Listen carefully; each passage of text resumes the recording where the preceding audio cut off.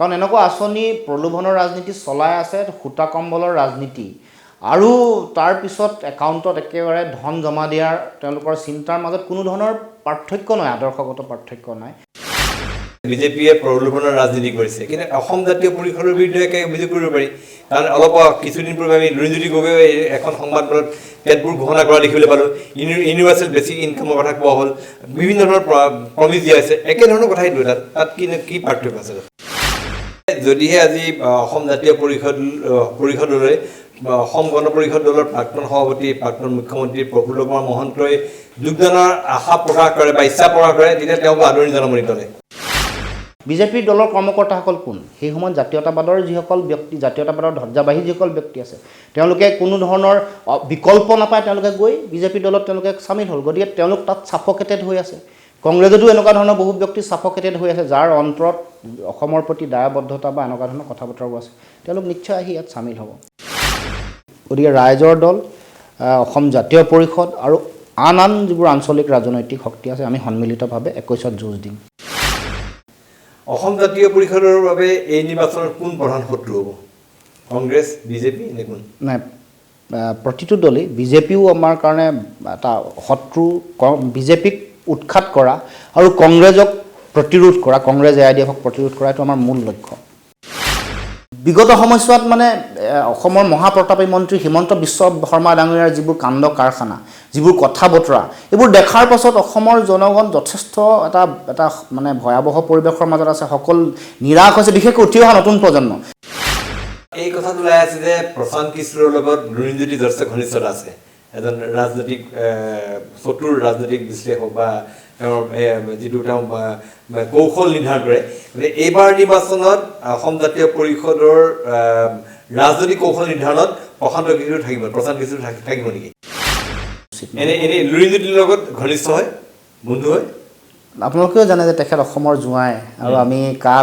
Cab বিৰোধী আন্দোলনৰ সময়ত তেখেতে যথেষ্ট সহায় কৰিছে আমাক, বিভিন্ন দলৰ লগত যোগসূত্ৰ স্থাপন কৰাত বা গোটেই বিষয়টো ৰেইজ কৰাৰ ক্ষেত্ৰত। এই কথা আপুনিও জানে।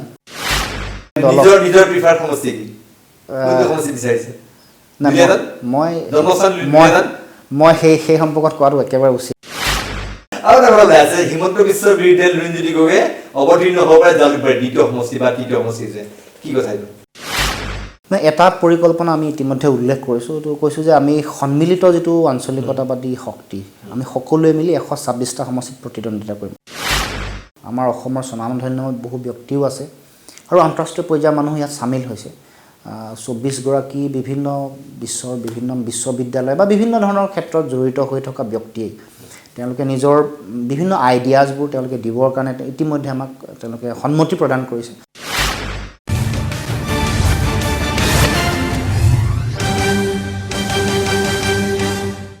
নমস্কাৰ, মাই নিউজ এনি বিশেষ অনুষ্ঠান পলিটিকাৰ মাজলৈ মই প্ৰণয় বৰদলৈ আপোনালোকক জনাইছোঁ স্বাগতম। আজিৰ পলিটিকাত এজন বিশেষ অতিথি,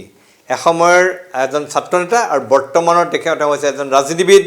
তেওঁ হৈছে অসম জাতীয় পৰিষদৰ সভাপতি, সদৌ অসম ছাত্ৰ সন্থাৰ প্ৰাক্তন সাধাৰণ সম্পাদক লুৰিণজ্যোতি গগৈ। লুৰিণক মই স্বাগতম জনাইছোঁ আমাৰ এই অনুষ্ঠানলৈ। লুৰিণৰ পৰা মই পোনে জানিব বিচাৰিছোঁ, যিহেতু নিৰ্বাচন সমাগত, লুৰিণৰ পৰা মই এই কথা জানিব বিচাৰিছোঁ,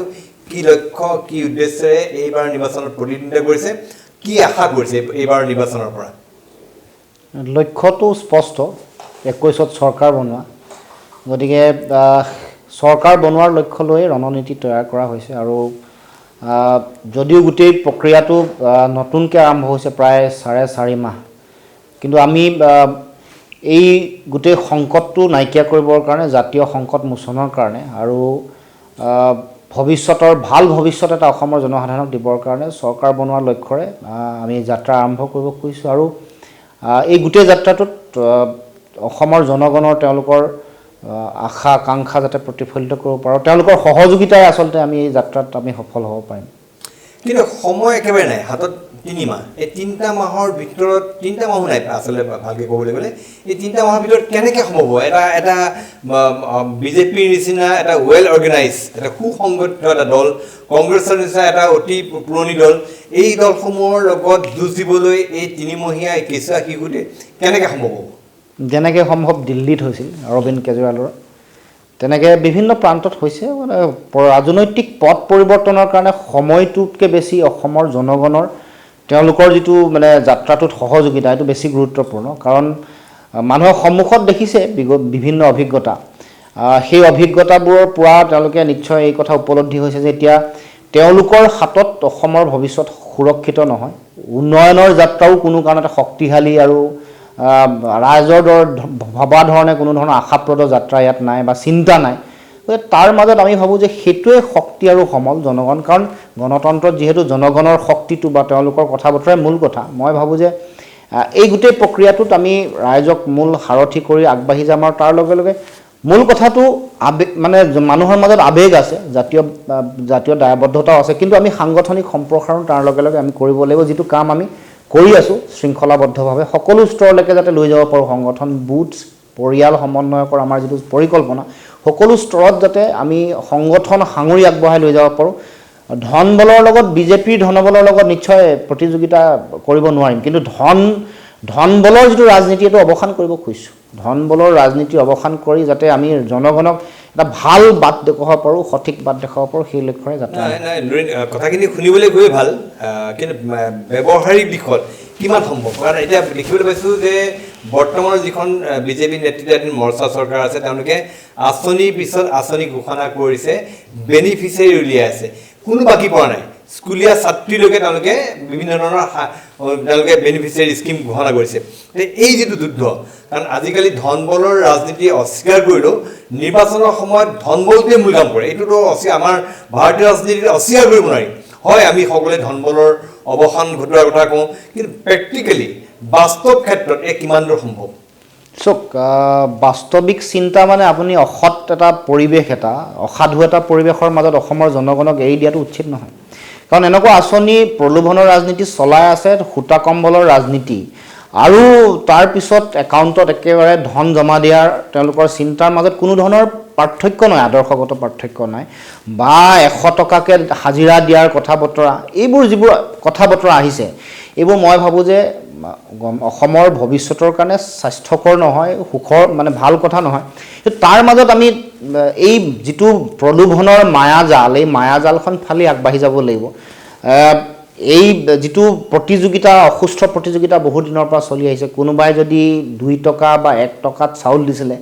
তাৰ পাছত বিনামূলীয়াকৈ চাউল দিয়াৰ প্ৰতিযোগিতা হৈছে আৰু সেই পৰিৱেশলৈ আচলতে চৰকাৰসমূহে লৈ গৈছে তাৰমানে 2 টকীয়াকৈ চাউল কিনিব পৰাত বা 3 টকাত চাউল কিনিব পৰা সক্ষমতাটো আৰু কমাই চাউল কিনিব নোৱাৰা পৰিৱেশলৈ লৈ যোৱাৰ মূল কামটোৱে কৰিছে চৰকাৰে গতিকে এই বস্তুটোৰ অৱসান নিশ্চয় কেতিয়াবা কৰিব লাগিব তাৰ কাৰণে আমি চেষ্টা কৰিব লাগিব তাৰ কাৰণে জনগণক বুজাব লাগিব কৈছে যে এতিয়া এনেকুৱাও হৈছে যে মাক দেউতাকৰ পৰা ধন কৰ কাটলৰ ধন লৈ গৈছে পুত্ৰক তেওঁলোকক বিভিন্ন ধৰণৰ বিনামূলীয়াকৈ ফ্ৰী তেওঁলোকক এডমিশ্যন দিছে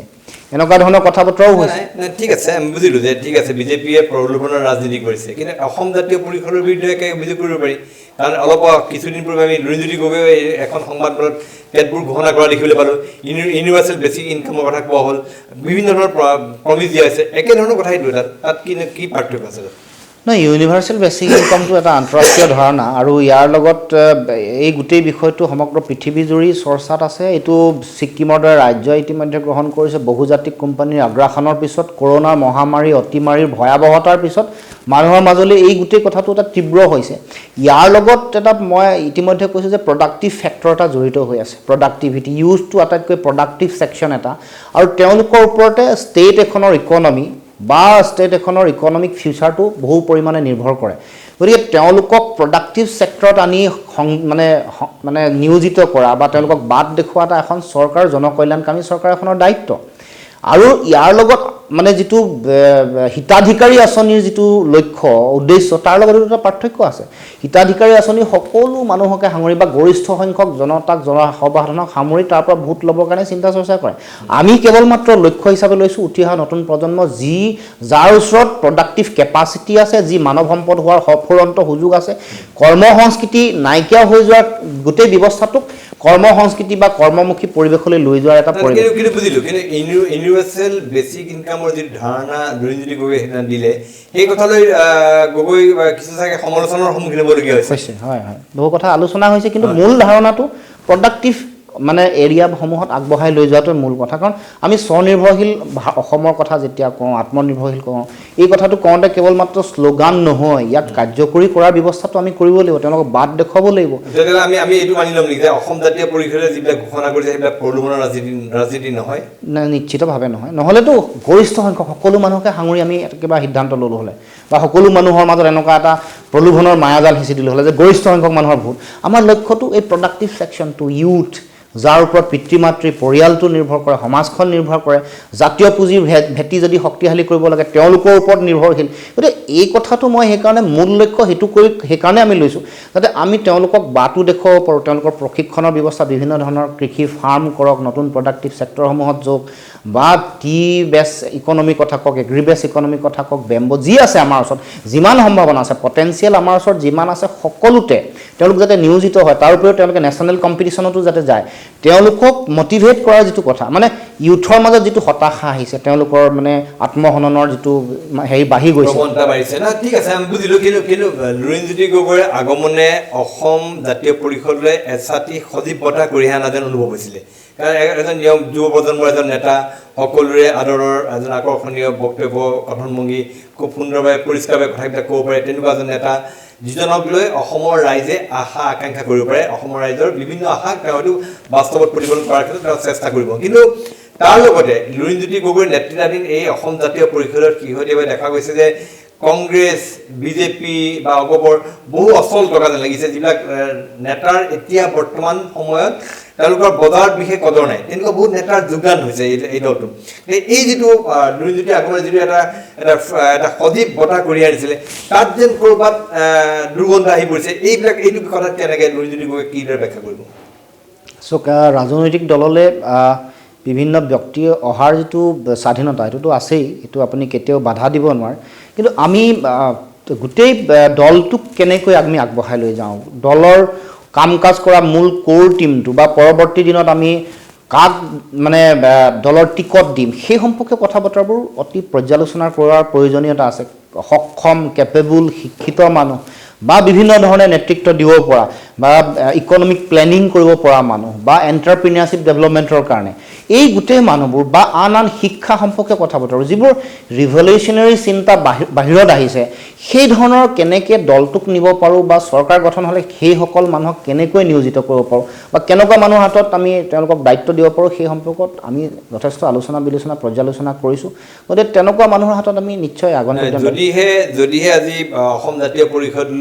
পৰিষদলৈ অসম গণ পৰিষদ দলৰ প্ৰাক্তন সভাপতি প্ৰাক্তন মুখ্যমন্ত্ৰী প্ৰফুল্ল কুমাৰ মহন্তই যোগদানৰ আশা প্ৰকাশ কৰে বা ইচ্ছা প্ৰকাশ কৰে তেতিয়া তেওঁক আদৰণি জনাব নিদিলে চাওক সকলো কথা দলৰ মাজত আলোচনা বিলোচনা কৰিছোঁ আৰু যিবোৰ কথাৰ কাৰণে তেওঁলোকক এটা সময়ত মানুহে ৰিজেক্ট কৰিছিলে যে তেওঁলোকে গুপ্ত হত্যাৰ কথা বতৰা আছে বা বিভিন্ন এনেকুৱা ধৰণৰ বহু ব্যক্তি আছে যিবোৰৰ অসমৰ সমাজ জীৱনৰ কাৰণে বহু এনেকুৱা ভয়াৱহ ঘটনা কৰি অহা যিসকল ব্যক্তি আছে ভয়াৱহ সিদ্ধান্তৰ অংশীদাৰ হোৱা যিসকল ব্যক্তি আছে সেইবোৰ ব্যক্তিৰ প্ৰতি অসমৰ জনগণৰ নিশ্চয় সকলোৰে ৰক্ষণশীলতা থাকিব আমাৰো দলৰ মাজত সেই কথা বতৰাবোৰ আলোচনা নোহোৱাকৈ কেতিয়াও সিদ্ধান্ত নহয় লুৰিণজ্যোতি আৰম্ভণিতে ক'লে আপৰ কথা আপৰ যেতিয়া অৰবিন্দ কেজৰিৱালৰ নেতৃত্বত যেতিয়া আপৰ চৰকাৰ হৈছিল দিল্লীত তেতিয়া যিমানবিলাক নেতা প্ৰায় সকলেই প্ৰথমবাৰৰ কাৰণে ৰাজনীতি আহিছে কংগ্ৰেছ বিজেপি এইবিলাকৰ অহা নেতা খুব কম আছিলে প্ৰায়সকলে প্ৰথমৰ কাৰণে তেওঁলোকে সংসদীয় ৰাজনীতিত ভৰি দিছে আৰু তেওঁলোকক দিল্লীবাসীয়ে আদৰি দিছিলে আমাৰ ইয়াত সেইটো হ'ব নে এনেকুৱা ধৰণৰ ঘটনাই মানে যিবিলাক মানে মানে পুৰণি বটলত নতুন মত এনেকুৱা হ'ব নাই মই এইটো স্পষ্টকৈ কৈছোঁ যে আমি গুণগত ৰাজনীতি পৰিৱেশ যিহেতু তৈয়াৰ কৰিব খুজিছোঁ গতিকে ইয়াত ইউথ থাকিব নতুন মুখ থাকিব কোৱালিটি মানুহ থাকিব কোৱালিটি পলিটিক্সটো গুণগত ৰাজনীতিয়ে যিহেতু মূল লক্ষ্য অভিজ্ঞ মানুহ থাকিব সকলোৰে সংমিশ্ৰণ এটা বেলেঞ্চ যিটো ধাৰণা এটা মানে ভাৰসাম্য থকা গোটেই কথাটো হ'ব আৰু মানুহে ভাল পোৱা ধৰণৰ মানুহে বিচৰা ধৰণৰ এটা ৰাজনৈতিক পৰিৱেশ দিবৰ কাৰণে আমি অসম জাতীয় পৰিষদে প্ৰচেষ্টা হাতত কিন্তু কংগ্ৰেছ আৰু বিজেপিৰ পৰা এনেকুৱা নেতাও হয়তো আহিছে যিবিলাকে হয়তো কাৰ সমৰ্থন কৰিছিলে এতিয়া আহি পেলাই এই দলটোত আহি পেলাই যোগদান দিছে এনেকুৱা নেতাও হয়তো আছে কোনোবা নাই তেনেকুৱা নেতা আমি কোনো দেখা নাই কাৰ সমৰ্থন দিয়া নেতা আমি দেখা নাই বা আমি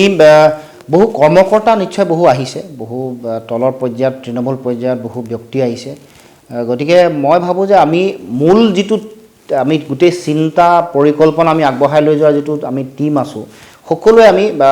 মানে এটা গুণগত ৰাজনীতিৰ পৰিৱেশ দিম আৰু তাৰ লগে লগে এখন ভাল চৰকাৰ যাতে দিব পাৰে, কোৱালিটি চৰকাৰ এখন যাতে দিব পাৰে, এই গোটেই কথা বতৰাবোৰৰ উত্তৰ বিচাৰিব পৰা ধৰণৰ তেনেকুৱা ধৰণৰ তেওঁলোকৰ পৰিকল্পনা বা শক্তি সামৰ্থ্য থাকে, তেনেকুৱা ধৰণৰ চিন্তাৰে চৰকাৰখন আগবঢ়াই লৈ যাবৰ কাৰণে দলৰ সামগ্ৰিক পৰিকল্পনাসমূহ আগবঢ়াই লৈ যাবৰ কাৰণে আমাৰ প্ৰয়াস থাকিব। ছাত্ৰ জীৱনৰ পৰা ৰাজনীতিৰ জীৱন পাৰ্থক্য কি? ছাত্ৰ জীৱনত ইতিমধ্যে সমগ্ৰ অসমৰ ৰাইজে সদৌ অসম ছাত্ৰ সন্থাৰ সাধাৰণ সম্পাদক ৰূপে লুৰিণজ্যোতি গগৈক আদৰি লৈছিলে। আজি লুৰিণজ্যোতিয়ে ছাত্ৰৰ পোছাক সলাই ৰাজনীতিবিদৰ পোছাক পিন্ধিলে। কি পাৰ্থক্য অনুভৱ কৰিছে নিজৰ জীৱনত? পাৰ্থক্যটো এইটোৱে পাইছোঁ যে এতিয়া বিশালতাটো, কামৰ বিশালতাটো, দায়িত্বৰ বিশালতাটো বাঢ়িছে আৰু তাৰ লগে লগে নতুন নতুন প্ৰত্যাহ্বান কিছুমান আহিছে আৰু বিভিন্ন ধৰণৰ বিষয়, বিশেষকৈ এখন ৰাজ্যৰ বিভিন্ন বা শিক্ষাৰ পৰা আৰম্ভ কৰি জাতীয় বিষয়, আন বিভিন্ন বিষয়, অৰ্থনীতি, নিয়োজন, সকলো ধৰণৰ কথা বতৰা ইয়াত নতুন পৰিকল্পনা বা দলটো আগবঢ়াই লৈ যোৱা, মানে কামৰ বিশালতা আগতকৈ বাঢ়িছে। গতিকে ভাবোঁ যে চিন্তাৰ আদৰ্শসমূহ একেই, কিন্তু কাম কৰাৰ পৰিৱেশটো বিশালতা বৰ বাঢ়িছে। এই দলটো গঠনৰ ক্ষেত্ৰত ছাত্ৰ সন্থা অসম জাতীয়তাবাদী যুৱ ছাত্ৰ পৰিষদৰ ভূমিকা আছিলে। এই দলটো, সেই সংগঠন দুটাৰ ঔৰসত এই দলটো জন্ম হোৱা বুলি ক'ব পাৰি। আৰু যিটো ক্ষেত্ৰত লুৰিণজ্যোতি গগৈয়ে নিজে সদৌ অসম ছাত্ৰ সন্থাৰ সাধাৰণ সম্পাদক ৰূপে এই ক্ষেত্ৰত অগ্ৰাধিকাৰ লৈছিলে বা আগবাঢ়িছিলে। গতিকে এতিয়া ৰাজনৈতিক দল হৈ গ'ল, ইয়াৰ পাছত সদৌ অসম ছাত্ৰ সন্থা অসম জাতীয়তাবাদী যুৱ ছাত্ৰ পৰিষদৰ কিবা প্ৰভাৱ দলটোৰ ওপৰত থাকিব নেকি?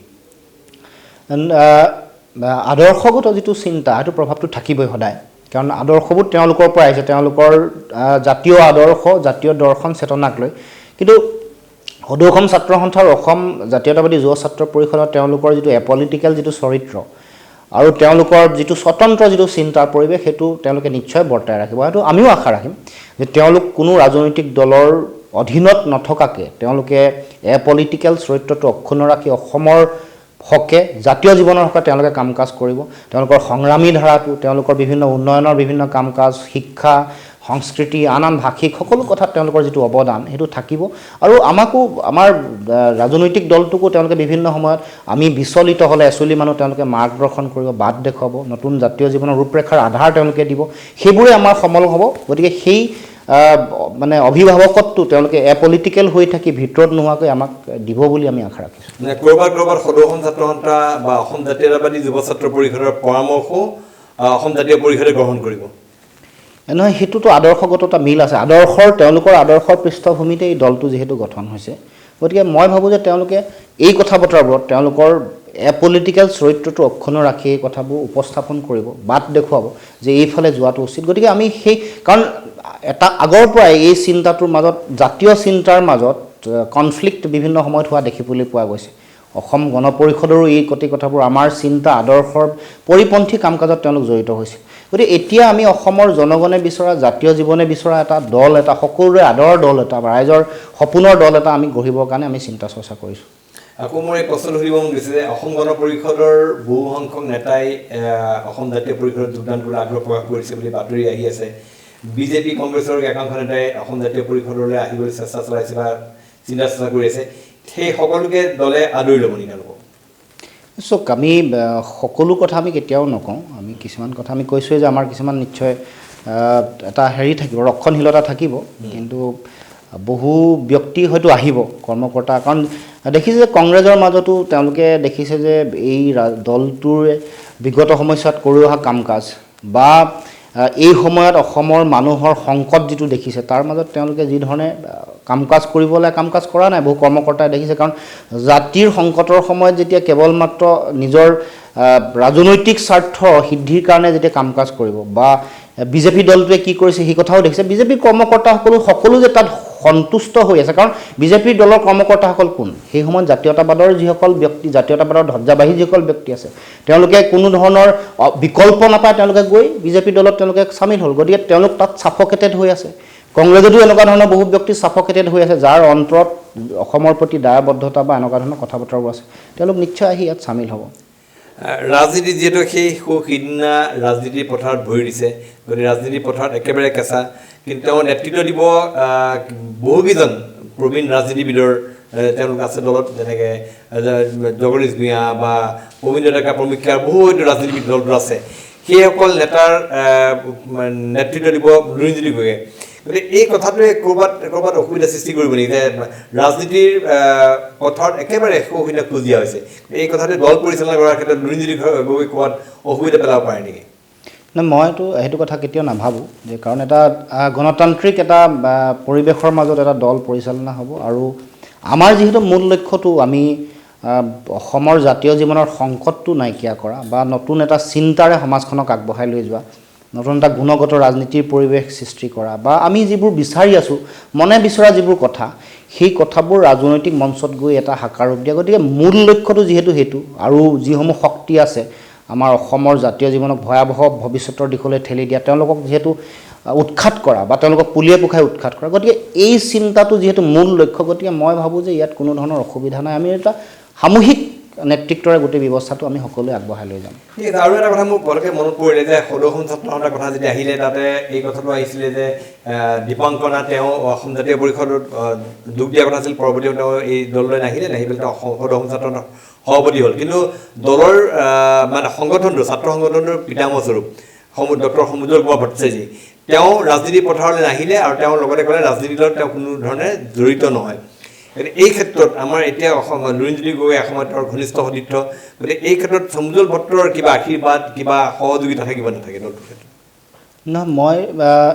ৰাজনৈতিক দল হিচাপে তেওঁলোক ছাত্ৰ সন্থাই যিহেতু ইয়াত এটা তেওঁলোকে নিজৰ স্বতন্ত্ৰতাটো ৰাখিব তেওঁলোকৰ এপলিটিকেল চৰিত্ৰটো ৰাখিব গতিকে প্ৰত্যক্ষ সহযোগিতা নিশ্চয় সংগঠনটোৰ ফালৰ পৰা নাথাকিব কিন্তু আদৰ্শগত কথাবোৰ জাতীয় সংকটৰ সময়ত বাট দেখুৱাই দিয়াৰ যিটো দায়িত্ব এইটো নিশ্চয়কৈ সমুজ্জ্বল ভট্ট ডাঙৰীয়াৰো থাকিব দীপাংকৰ নাথ ডাঙৰীয়াৰ থাকিব নতুনকৈ সাধাৰণ সম্পাদকৰ দায়িত্ব লৈছে শংকৰজ্যোতি বৰুৱা সকলোৰে থাকিব বিচাৰিছে নাই নিশ্চিতভাৱে অসম জাতীয় পৰিষদে ডক্টৰ সমুজ্জ্বল ভট্টৰ আশীৰ্বাদ বা ডক্টৰ সমুজ্জ্বল ভট্টৰ পৰামৰ্শ বিচাৰি নিবিচাৰে নিশ্চিতভাৱে কাৰণ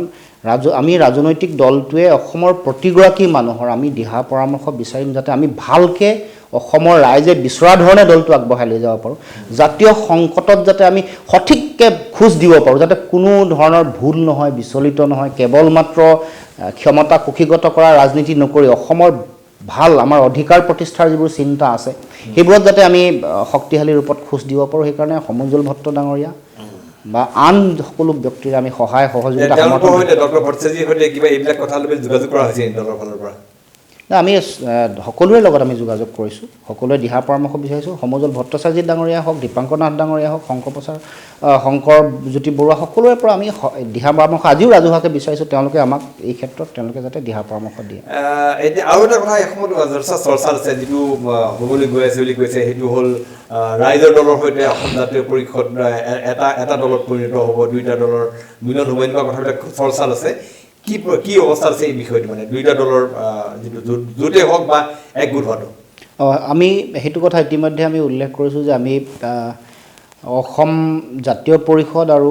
ৰাইজৰ দল বা আৰু যিবোৰ আঞ্চলিক ৰাজনৈতিক দল আছে যিবোৰ ৰাষ্ট্ৰীয় ৰাজনৈতিক দলৰ লগত কোনো ধৰণৰ এলায়েন্স নাই বা এলায়েন্সত নাথাকে আগন্তুক দিনত আৰু সাম্প্ৰদায়িক যিবোৰ ৰাজনৈতিক শক্তি আছে তেওঁলোকৰ লগতো কোনো ধৰণৰ মানে সনা পুতুকা হৈ নাথাকে তেওঁলোকৰ লগত আমি ঐক্যবদ্ধভাৱে আমি এই যাত্ৰাটোতে 21ৰ যিটো যাত্ৰা এইটোত চামিল হ'ম গতিকে ৰাইজৰ দল অসম জাতীয় পৰিষদ আৰু আন যিবোৰ আঞ্চলিক ৰাজনৈতিক শক্তি আছে আমি সন্মিলিতভাৱে 21ত যুঁজ দিম মানে ৰাইজৰ দলৰ চৰিত্ৰ অসম জাতীয় পৰিষদৰ চৰিত্ৰ সুকীয়া থাকিব কিন্তু জোঁট হ'ব মিত্ৰজোঁটৰ হ'ব হয় মানে তেওঁলোকে মানে একেটা প্ৰতীক বা একেটা হেৰিত প্ৰতিনিধিত্ব নহয় হয় কাৰণ নিজৰ যিটো প্ৰতীক থাকিব বা নিজৰ যিটো অসম জাতীয় পৰিষদৰ এটা সুকীয়া প্ৰতীক হ'ব ৰাইজৰ দলৰ এটা সুকীয়া প্ৰতীক হ'ব সেই সুকীয়া প্ৰতীকৰ প্ৰতিনিধিত্ব হ'ব নে একেলগে এটা প্ৰতীকৰ প্ৰতিনিধিত্ব কৰিব নহয় সেইটো আমি ইতিমধ্যে কৈছোঁ যে এইটো এলায়েন্সৰ যিটো ৰাজনীতিৰ মাজেৰে আগবাঢ়ি যাম কাৰণ ইয়াত আৰু বহু ক্ষুদ্ৰ আঞ্চলিক মানে ৰাজনৈতিক দল আছে তেওঁলোকবোৰ এই যাত্ৰাত চামিল হ'ব গতিকে সকলোৰে সুকীয়া একত্ৰিত নহয় দল দুটা একত্ৰিত হ'ব পাৰে নেকি ক'ৰবাত এলায়েন্সৰ ৰাজনীতিৰ যিটো কথা কৈ আহিছোঁ সেইটোৱে মৰ্চা একত্ৰিত দল নহয় এলায়েন্স হ'ব আৰু ইয়াত অজিত কুমাৰ ভূঞা ডাঙৰীয়া যিটো আঞ্চলিক গণমৰ্চা আছে তেওঁলোকৰ কংগ্ৰেছৰ সৈতে ঘনিষ্ঠতা আছিল তেওঁলোকৰ সেই তেনেকুৱা আঞ্চলিক গণমৰ্চাকো অসম জাতীয় পৰিষদে এই চামিলকৰণত একত্ৰিত কৰিব নেকি নাই আমিতো এইটো কথা আগতেই কৈ আহিছোঁ যে ৰাষ্ট্ৰীয় ৰাজনৈতিক দলৰ লগত তেওঁলোকৰ লগত একেলগে যাত্ৰা কৰা বা তেওঁলোকৰ বুকুচাত উঠি বা সাম্প্ৰদায়িক ৰাজনৈতিক দলৰ লগত তেওঁলোকৰ উশাহ নিশাহ লৈ একেলগে আগবাঢ়ি যোৱাৰ যিসকল শক্তিয়ে চিন্তা কৰিছে তেওঁলোকৰ লগত কোনো ধৰণৰ এনেকুৱা এলায়েন্স হোৱাৰ কোনো সম্ভাৱনা নাই বা তেনেকুৱা ধৰণৰ চিন্তাৰ কেতিয়াও আমি আগ নাবাঢ়োঁ। আঞ্চলিক গণমৰ্চাক আপোনালোকে ৰাখিছে নাই? আপোনালোকৰ চামিলকৰণৰ এই যিটো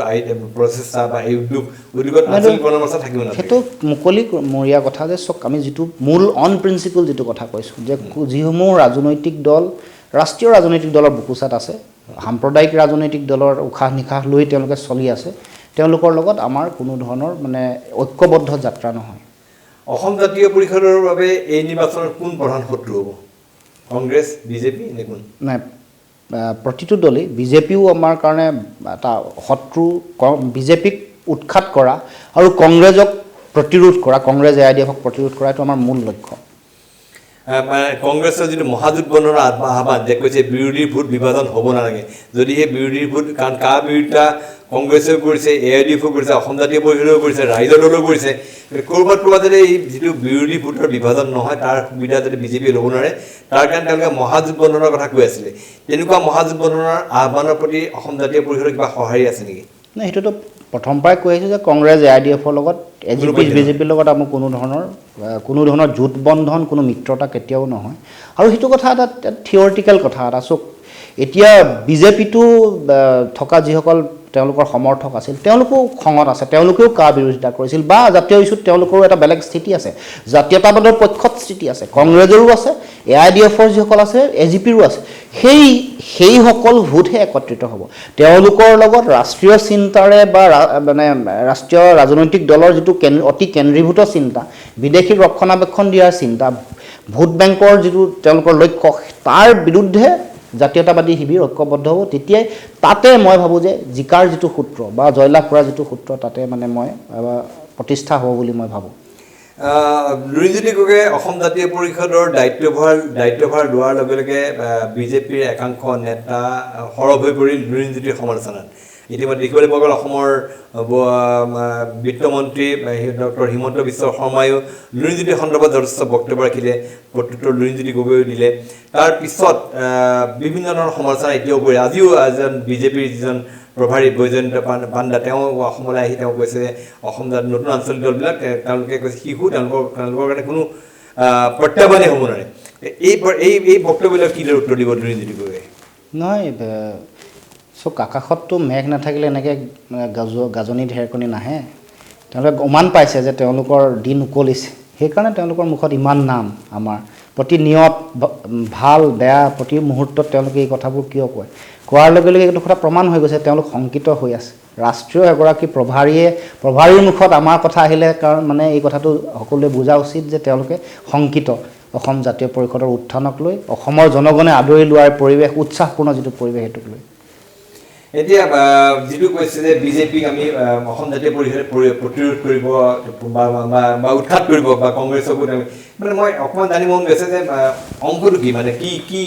সূত্ৰ লৈ পেলাই আগবাঢ়িব? অসমৰ ৰাইজো অলপ কনফিউজ হৈছে এইকাৰণে যে তেওঁলোকে যদিও বহুতে বিজেপিৰ কৰ্মকাণ্ডৰ বিৰোধিতা কৰে, কিন্তু তেওঁলোকে কাক সমৰ্থন দিব বা তেওঁলোকে সমৰ্থন কোনোবাই হয়তো কংগ্ৰেছলৈ গ'ল, কোনোবাই হয়তো অসম জাতীয় পৰিষদ গ'ল, কোনোবাই হয়তো ৰাইজৰ দলৰ প্ৰতি গ'ল, ক'ৰবাত মানুহ বিভ্ৰান্ত হৈ আছে। গতিকে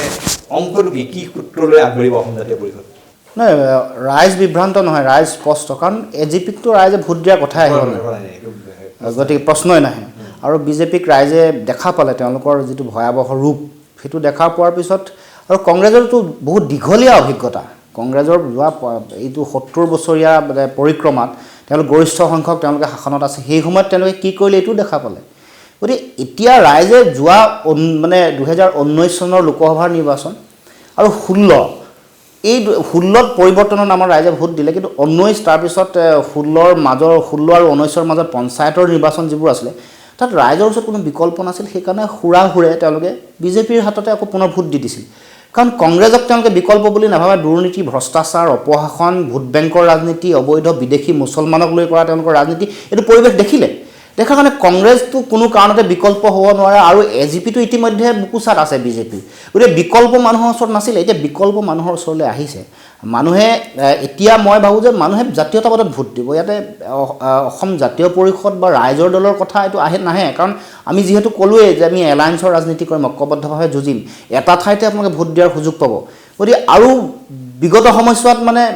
অসমৰ মহাপ্ৰতাপী মন্ত্ৰী হিমন্ত বিশ্ব শৰ্মা ডাঙৰীয়াৰ যিবোৰ কাণ্ড কাৰখানা, যিবোৰ কথা বতৰা, এইবোৰ দেখাৰ পাছত অসমৰ জনগণ যথেষ্ট এটা মানে ভয়াৱহ পৰিৱেশৰ মাজত আছে। সকলো নিৰাশ হৈছে, বিশেষকৈ উঠি অহা নতুন প্ৰজন্ম। তেওঁলোকে সেই ধৰণৰ ৰাজনীতি বিচাৰি থকা নাই। এতিয়া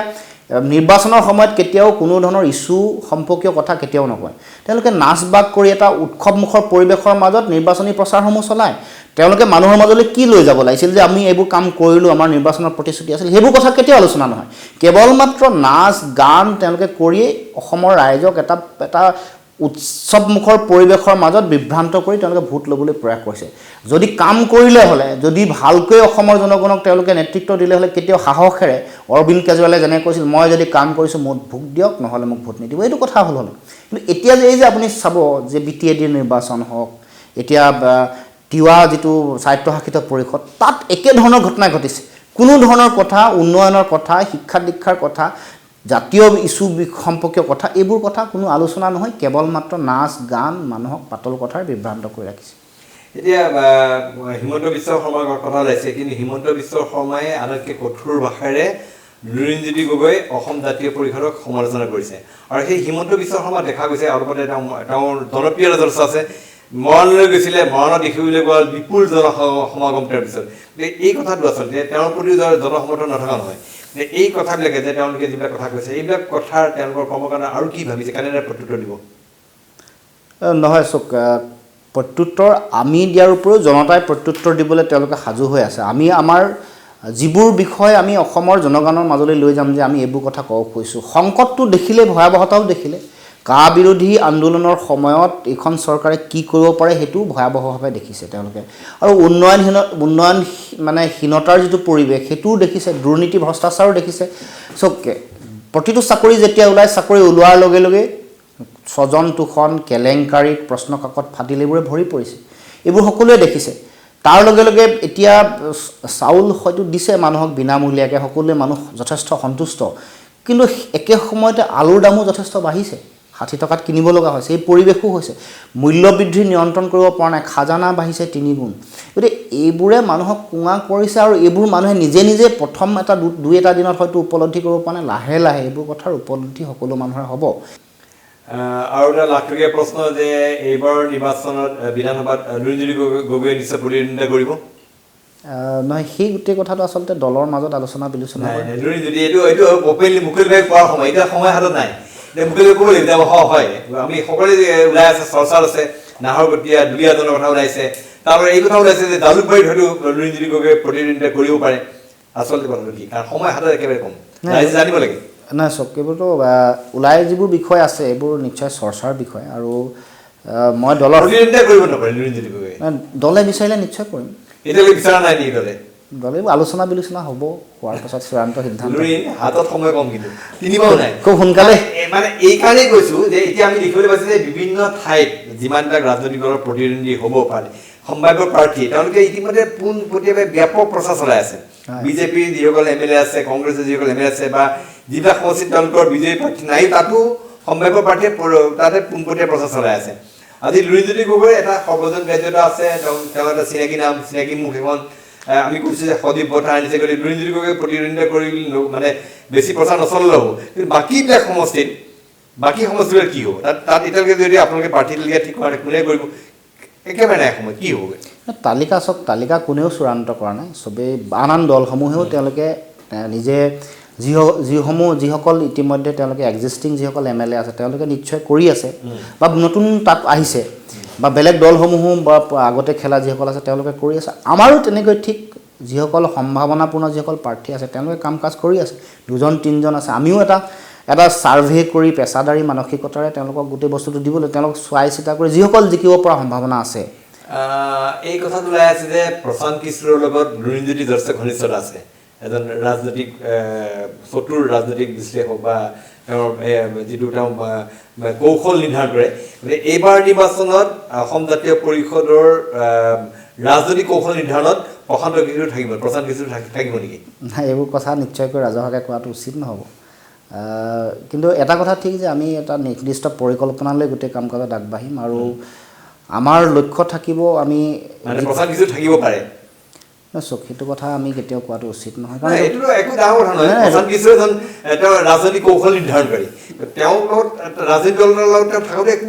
অস্বাভাৱিক নহয় নাই তেনেকুৱা স্বাভাৱিক কথাই এইটো প্ৰফেশ্যনেল এথিক্স মই ভাবোঁ যে নহয় মই ভাবোঁ কাৰণ এইটোতো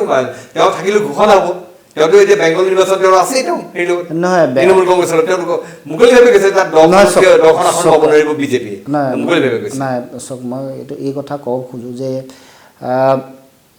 দিল্লীৰ নিৰ্বাচনতো তেওঁ আছিল থিংক টেংক কিন্তু তেওঁ কেতিয়াও কোৱা নাছিল গতিকে প্ৰফেশ্যনেলি গোটেই কথাটো আচলতে ডিল হয় তেওঁ যিদিনাখন জিকিছে সেই মুহূৰ্তত এখন ফটো পাব্লিছ হৈছে আপোনালোকেও দেখিছে অৰবিন্দ কেজৰিৱালৰ লগত তেতিয়ালৈকে কোনো গম পোৱা নাছিল যে তেওঁলোকৰ লগত প্ৰশান্ত কিশোৰ আছে গতিকে মই ভাবোঁ যে এই যিবোৰ কথা ষ্ট্ৰেটেজিকেল যিবোৰ কথা মাইক্ৰ' লেভেল বুথ মেনেজমেণ্ট আপুনিও জানে সেইবোৰ কথা মই ভাবোঁ যে আমি ডিছক্ল'জ কৰাটো উচিত এনেই লুৰিণজ্যোতিৰ লগত ঘনিষ্ঠ হয় বন্ধু হয় আপোনালোকেও জানে যে তেখেত অসমৰ জোঁৱাই আৰু আমি কেব বিৰোধী আন্দোলনৰ সময়ত তেখেতে যথেষ্ট সহায় কৰিছে আমাক বিভিন্ন দলৰ লগত যোগসূত্ৰ স্থাপন কৰাত বা গোটেই বিষয়টো ৰেইজ কৰাৰ ক্ষেত্ৰত এই কথা আপুনিও জানে গতিকে আমাৰ লগত সেই সূত্ৰে কাৰণ তেওঁ কেবৰ বিৰোধী আছিল যাৰ কাৰণে তেওঁ জনতা দল ইউনাইটেডৰ লগত অকণমান কিছু মনোমালিন্য হোৱাৰ কথাও উল্লেখ হৈছে চাৰিওফালে তেওঁ কিন্তু ইয়াৰ দুৰ্ঘূৰ বিৰোধী আছিল কেব এই আইনখনৰ সময়তো তেওঁ সেই ক্ষেত্ৰত আমাক যথেষ্ট দিহা পৰামৰ্শ দিছে গতিকে তেখেত এই বিষয়টোত যথেষ্ট আমাৰ শুভচিন্তক অসমৰ জনগণ শুভচিন্তক গতিকে যিখন এটা ৰোল ল'ব পাৰে এতিয়া আহিলে প্ৰশ্ন দিলে আকৌ মোৰ প্ৰশ্ন দিলে যে লুৰিণজ্যোতিৰ সমষ্টি কি হ'ব এইটো আপুনি এইটো সময়লৈ অপেক্ষা কৰক মই ইচ্ছা আছে নিজৰ ইচ্ছা কি নিজৰ নিৰ্বাচন খেলিব নিজৰ ডেফিনেটলি ব্যক্তিগত ইচ্ছা নিশ্চয় দলে মুখ্যমন্ত্ৰীৰ বাবে প্ৰজেক্ট কৰিব লুৰিণজ্যোতি গগৈ নাই সেইবোৰ সকলো কথা মই ভাবোঁ দলে সিদ্ধান্ত ল'বলৈ এৰি দিয়ক এইবোৰ কথা দলৰ যেতিয়া সভাপতি নিঃসন্দেহে দলৰ নেতৃত্বটো বিধায়িনী দলটোৰ নেতৃত্বটো লুৰিণজ্যোতি গগৈ ল'ব লাগিব সকলো কথা আচলতে দলে ঠিক কৰিব সকলো কথা গতিকে মই নিজৰ প্ৰিফাৰ সমষ্টি কি সমষ্টি বিচাৰিছে মই সেই সম্পৰ্কত কোৱাটো একেবাৰে উচিত নহ'ব আৰু এটা কথা আছে হিমন্ত বিশ্বৰ বিৰুদ্ধে লুৰিণজ্যোতি গগৈ অৱতীৰ্ণ হ'ব পাৰে জালুকবাৰী দ্বিতীয় সমষ্টি বা তৃতীয় সমষ্টি যে কি কথা এইটো বহু কথাই আলোচনা হৈছে শিৱসাগৰটো খেলিম বুলি এইটো কয় তিয়কৰ কথাও আলোচনা হয় মই ভাবোঁ অসমখন মোৰ কাৰণে ঘৰ অসমৰ যিকোনো স্থানত দলে যি দায়িত্ব দিয়ে মোক সেই ধৰণেই মই এই গোটেই প্ৰক্ৰিয়াটোত মই অংশগ্ৰহণ কৰিবলৈ ইচ্ছুক আৰু চক মোৰ কথাটো মই দিছপুৰত গৈ মই বিধায়ক মন্ত্ৰী মুখ্যমন্ত্ৰী মন্ত্ৰী এইবোৰ হোৱাৰ মোৰ বাসনাতকৈ ডাঙৰ কথাটো হ'ল যে আমি আমাৰ মূল লক্ষ্যটোত আপুনি মই বিচাৰি থকা যিটো লক্ষ্য তাত যাতে উপনীত হ'ব পাৰোঁ মই জীৱনত একো নহ'লোঁ কিন্তু আমি বিচৰা সপোনৰ অসমখন পালোঁ আপুনি বিচৰা ধৰণৰ অধিকাৰ আমি প্ৰতিষ্ঠা কৰিব পাৰিলোঁ প্ৰভুত্ব প্ৰতিষ্ঠা কৰিব পাৰিলোঁ ভাল কৃষ্টি সংস্কৃতি শিক্ষা অসমৰ জনগণক দিব পাৰিলোঁ তেতিয়া আপুনি মই বিশেষকৈ মই বহুত যথেষ্ট সুখী হ'ম সেইটো মোৰ জীৱনৰ প্ৰাপ্তি বুলি মই ভাবিম এই মুহূৰ্তত কিমানটা সমষ্টিত প্ৰতিদ্বন্দ্বিতা কৰাৰ আশা কৰিছে অসম জাতীয় পৰিষদে এটা পৰিকল্পনা আমি ইতিমধ্যে উল্লেখ কৰিছোঁ এইটো কৈছোঁ যে আমি সন্মিলিত যিটো আঞ্চলিকতাবাদী শক্তি আমি সকলোৱে মিলি 126টা সমষ্টিত প্ৰতিদ্বন্দ্বিতা কৰিম সকলো আমি যিকেইটা ৰাজনৈতিক দল আমি ঐক্যবদ্ধ হ'ম সকলোৱে মিলি সেইটো অকল অসম জাতীয় পৰিষদ বুলি আমি কোৱা নাই সকলোকে লৈ আমি 126টা সমষ্টিত প্ৰতিদ্বন্দ্বিতা কৰাৰ আমাৰ পৰিকল্পনা আছে আমাৰ লক্ষ্য আছে এইবাৰ কিবা প্ৰতীকৰ কাৰণে আবেদন কৰা হৈছে নেকি সেই প্ৰক্ৰিয়া চলি আছে হয় কি প্ৰতীক হ'ব পাৰে কি প্ৰতীক বিচাৰিছে আপোনালোকে নিৰ্বাচনৰ আয়োগৰ তেওঁলোকৰো এটা তাত বাধ্যবাধকতা থাকে তেওঁলোকৰ কিছু নিয়মৰ মাজেৰে যাব লাগে গতিকে সময়তহে সেইটো আচলতে নিৰ্ধাৰণ হ'ব আৰু নিৰ্বাচন উপলক্ষে যিবিলাক এয়া উলিওৱা যায় তেওঁলোকৰ নিৰ্বাচনী ইস্তাহাৰ বা সেইবিলাক প্ৰস্তুতি কাম চলি আছে নিশ্চয় চলিছে আৰু এবাৰ যথেষ্ট আমাৰ যিবোৰ ডমেইন এক্সপাৰ্ট যিসকল থাকে ডমেইন এক্সপাৰ্ট অসমৰো লৈছোঁ আমাৰ অসমৰ স্বনামধন্য বহু ব্যক্তিও আছে আৰু আন্তঃৰাষ্ট্ৰীয় পৰ্যায়ৰ মানুহ ইয়াত চামিল হৈছে 24গৰাকী বিভিন্ন বিশ্ববিদ্যালয় বা বিভিন্ন ধৰণৰ ক্ষেত্ৰত জড়িত হৈ থকা ব্যক্তিয়ে তেওঁলোকে নিজৰ বিভিন্ন আইডিয়াজবোৰ তেওঁলোকে দিবৰ কাৰণে ইতিমধ্যে আমাক তেওঁলোকে সন্মতি প্ৰদান কৰিছে আমিও যথেষ্ট আমি সন্তুষ্ট যে এই জাতীয় চিন্তা চেতনা বা আমাৰ সপোনৰ অসমখন সকলোৱে বিচাৰে কানাডাত থকা মানুহজনে বিচাৰে আমেৰিকাৰ এই সেইটো বিচাৰে এইবাৰ সংযুক্ত কৰা হৈছে সংযুক্ত কৰি লৈছোঁ গোটেই প্ৰক্ৰিয়াটোত শেষত মই জানিব বিচাৰিছোঁ অসমৰ জানিবলৈ নাই আৰু বিশেষ বহুতখিনি কথা ক'লে বহুতখিনি কথা স্পষ্ট কৰা নাই কিন্তু স্পষ্ট নকৰিলে বহুখিনি কথা আমি বুজি পাইছোঁ কিন্তু মই এই কথা জানিব বিচাৰিছোঁ যে শেষত জানিব লাগে শেষত অসমবাসী বুলি কি আহ্বান আৰু কি ক'ব বিচাৰিব অসমবাসী ৰাইজৰ প্ৰতি মোৰ এটাই আহ্বান যে আপোনালোকে সকলোৱে আহক অসম জাতীয় পৰিষদত যোগদান কৰক আৰু সকলোৱে দলে বলে জাতীয়তাবাদৰ পক্ষত মতদান কৰক যাতে আমি অসমৰ জাতীয় জীৱনৰ সংকট মোচন কৰিব পাৰোঁ আমি এটা স্বাভিমানী ভৱিষ্যত অসমৰ উঠি অহা নতুন প্ৰজন্মৰ হাতত তুলি দিব পাৰোঁ যাতে আমাৰ নিজৰ সপোনৰ অসমখন আমাৰ অধিকাৰ প্ৰতিষ্ঠা কৰি আমাৰ ভাল শিক্ষা ভাল কৃষ্টি সংস্কৃতি সাহিত্য অৰ্থনীতিৰ বুনিয়াদ ভেটি শক্তিশালী কৰি আমি যাতে সমাজখনক এটা নতুন বাটৰ এটা সন্ধান দিব পাৰোঁ য'ত দুৰ্নীতি নাথাকিব ভ্ৰষ্টাচাৰ নাথাকিব স্বজন তোষণ নাথাকিব গণতন্ত্ৰ থাকিব সুস্থ আৰু শক্তিশালী গণতন্ত্ৰ প্ৰতিষ্ঠা কৰিবৰ কাৰণে সকলো ৰাইজ আগবাঢ়ি আহক লুৰিণজ্যোতি এতিয়াও দৃঢ়ভাৱে বিশ্বাস কৰে যে বিজেপিৰ নিচিনা এটা শক্তিশালী দলক অসমত উৎখাত কৰিবলৈ সক্ষম হ'ব আৰু কংগ্ৰেছৰ দৰে দলক তেওঁলোকে প্ৰতিৰোধ কৰিবলৈ সক্ষম হ'ব দৃঢ় বিশ্বাস নিশ্চয় দৃঢ় বিশ্বাসী মই ঠিক আছে লুৰিণজ্যোতি এই আশা আকাংক্ষা বাস্তৱায়িত হওক আমি কৈছোঁ যে ইতিমধ্যে যে অসম জাতীয় পৰিষদৰ লুৰিণজ্যোতিৰ নেতৃত্ব লোৱাৰ লগে লগে এচাটি সজীৱ বতাহ অসমৰ ৰাজনীতিত অহা যেন লাগিছে লুৰিণজ্যোতিৰ নেতৃত্বত যিবিলাক সপোন দিছে সপোনবিলাক বাস্তৱায়িত হওক এই কামনা কৰিলোঁ আৰু পুনৰবাৰ লুৰিণক ধন্যবাদ জনাই আজি আমাৰ ষ্টুডিঅ'ত আহিছে তাক ধন্যবাদ জ্ঞাপন কৰি আমাৰ বিশেষ অনুষ্ঠান পলিটিকাৰ মাজৰ পৰা মোৰ ভিডিঅ' সহযোগী অজয়ৰ সৈতে মই প্ৰণয় বৰদলৈ বিদায় দিছোঁ ধন্যবাদ